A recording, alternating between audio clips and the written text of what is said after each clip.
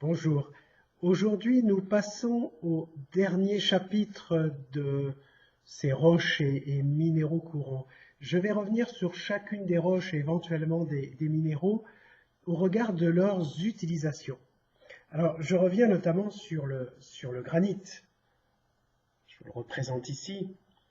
Donc, ce granit, en termes d'utilisation, il est très prisé parce qu'il a deux caractéristiques.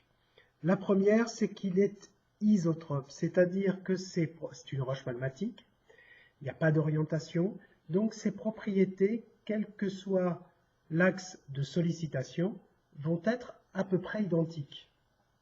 Ça va être la même chose pour l'aptitude à la taille. Bien sûr, il peut y avoir des fractures dans le granit, mais pour autant, le découper dans ce sens-là, le découper dans ce sens-là ou dans celui-ci présente les mêmes difficultés. Et on va donc pouvoir faire des blocs extrêmement homogènes. Ça, c'est la première raison. Parce que dans ces blocs, on va pouvoir tailler d'autres blocs, comme les bordures de trottoir, comme des plans de travail, comme des ensembles pour le funéraire, par exemple. Ça supporte très bien le poli. Donc on va avoir là aussi, pour ces différentes utilisations, un rendu qui est tout à fait satisfaisant.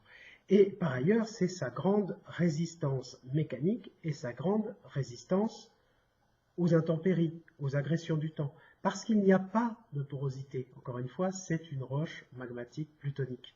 Donc cette absence de porosité rend cette roche très résistante. La présence de quartz lui donne aussi des caractéristiques assez intéressantes. Donc on va l'utiliser, je l'ai déjà dit, dans le funéraire, beaucoup. On va l'utiliser dans le mobilier urbain, beaucoup.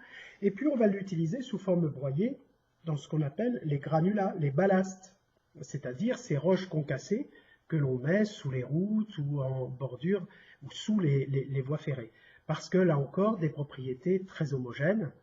Et même s'il y a des granites qui sont de Bretagne, du Massif central, des Pyrénées et des Alpes, ils ont des caractéristiques assez similaires les uns avec les autres. Ce qui va les différencier, c'est éventuellement la taille des grains. Là, on a un granit qui vient des Cévennes avec des gros grains de feldspath, dit dans le cheval.